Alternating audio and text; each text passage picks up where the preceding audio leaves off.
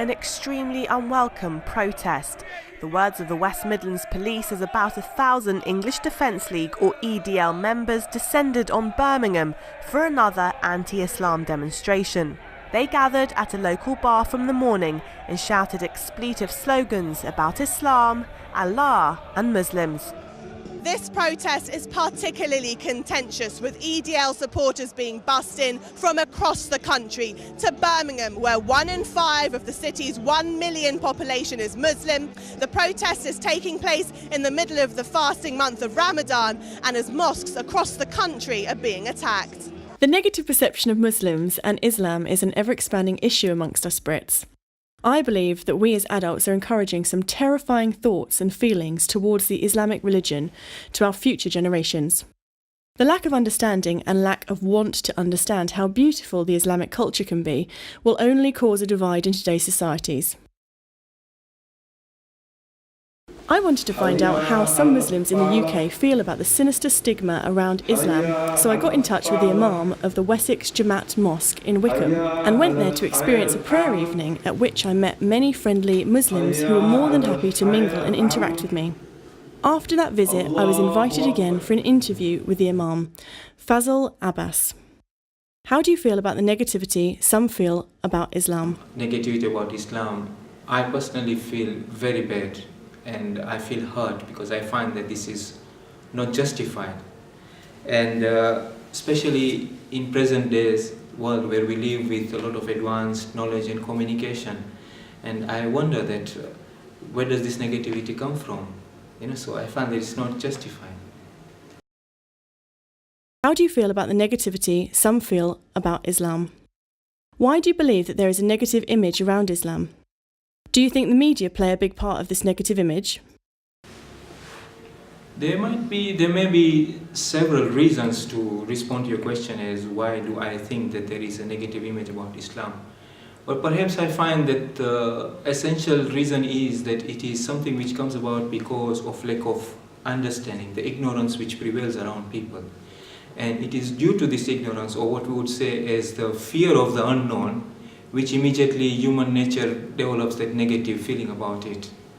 And many a times we find that the image which the people have about Islam is coming about due to perhaps indirect sources and not into direct contact with the Muslims as such. And due to some isolated incidents of some Muslims, it is taken to be as a reflection of the whole Muslim world as such. And it does not turn out to be fair to paint the whole canvas of Islam with the same brush of few individuals who, the way they portray Islam to be as such.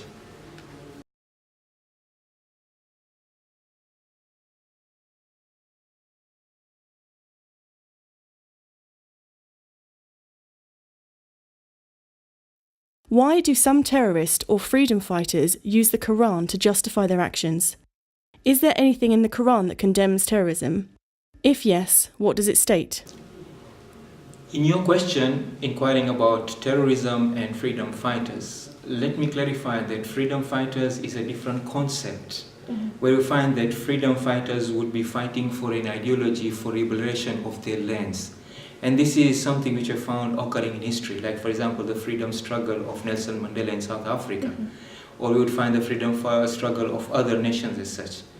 And you'll notice that these freedom fighters have never justified the Quran for their liberation movements. Rather, they have their own patriotic or nationalistic ideology.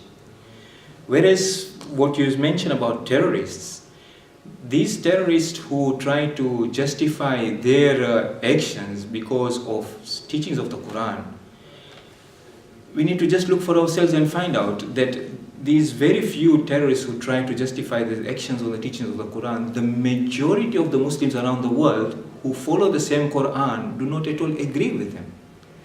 And on top of that, all the authoritative scholars of Islam, majority of them throughout the world, who are considered to be the authorities of the Quran, they themselves have never in any way justified these actions of terrorism as such. So the question comes about, why do these terrorists do that? And the answer for that we find is that it is trying to cherry pick verses of the Quran and trying to interpret them out of context. And it is this issue of cherry picking verses from the sacred books, be it the Quran or the Bible, that we end up having people who call themselves as Muslim jihadis and so on, or we see people like the Ku Klux Klan who cherry pick these verses out of context. So it's not something which is restricted only to those who cherry pick from the Quran, but even from the other sacred books, like for example the RSS movement in India, who have their own way of cherry picking verses from the holy book of the Hindus, the Bhagavad Gita.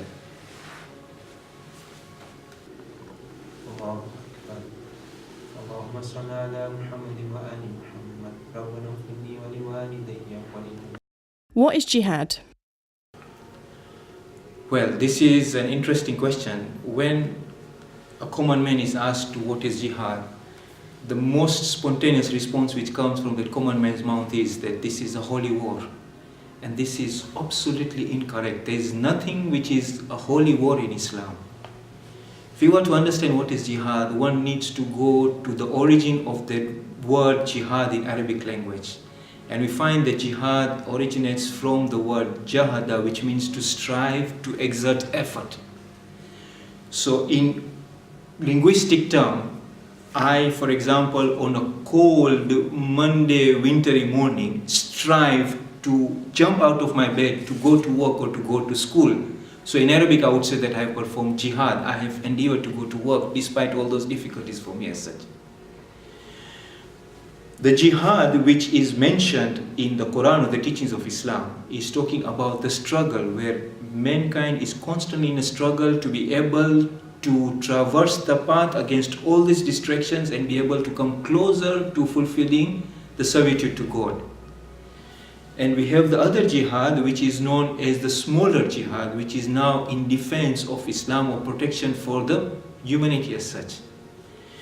What is happening in the common concept of jihad taking place today, these are not guided by the teachings of the Quran. We find that even if warfare takes place in the Muslim context, then the jihad, the warfare has got its own set down rules and regulations in the Quran, which are not being followed as such. So generally, this jihad which is being portrayed today is basically barbaric or monstrous hijacking of the actual spirit and essence of Islam as taught by the divine message of the Quran and the Prophet. After a meeting with Fazil Abbas, I realised that he might have a different opinion to a Muslim of the Middle East. So I got on a plane and flew to Qatar for an interview with Ahmed Wahab at his family home. Here I also got to experience more of the beauty of the Islamic culture. There is a saying in the UK, not all Muslims are terrorists, but all terrorists are Muslim. How do you feel about that? Actually, this is not acceptable sentence about Islam and Muslims, and because they're mixing between terrorists and Islam, and mixing between what's the terrorist using Islam to show that this is the right way. We don't accept that. All Muslims don't accept that.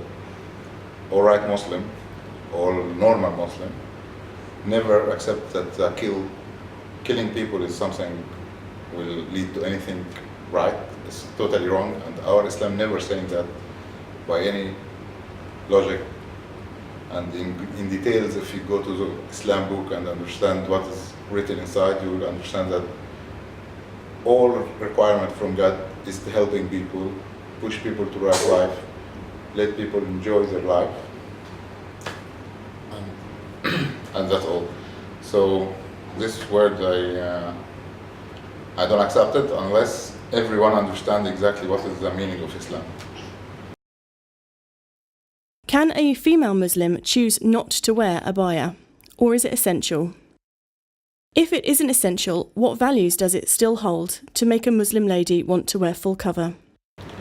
Okay, for the story of abaya or hijab, it's a long story, and in our religion it's saying every lady should cover herself because she's a treasure. We consider, our God consider, our God is, all of us is our God. I believe that everyone have his own God, but our God is one God. So we have it. He thinks that ladies is treasures, and we should not, or she should not expose her body or her hair or whatever for everyone unless he's someone very near to her, which is her husband or her brother or her father. This is the main concept of Quran or for Islam, saying don't show your body or your hair to anyone except your husband or your father or your brother, which is this is the three people they can see you anytime without hijab or without abaya. But this is not, we cannot say this is, if you did that, you are not Muslim. It upsets me to think that minority groups have a bigger impact on society's opinion. Without knowing enough about people or their religion, the majority will jump to conclusions. The Quran preaches peace and tranquility. However, as we've learned, some decide to misinterpret innocent statements into more malevolent meanings that cause the stereotypes that people have. I believe people need to have a better education and a better understanding about this particular controversial religion, as being naive can have detrimental effects on our society's future.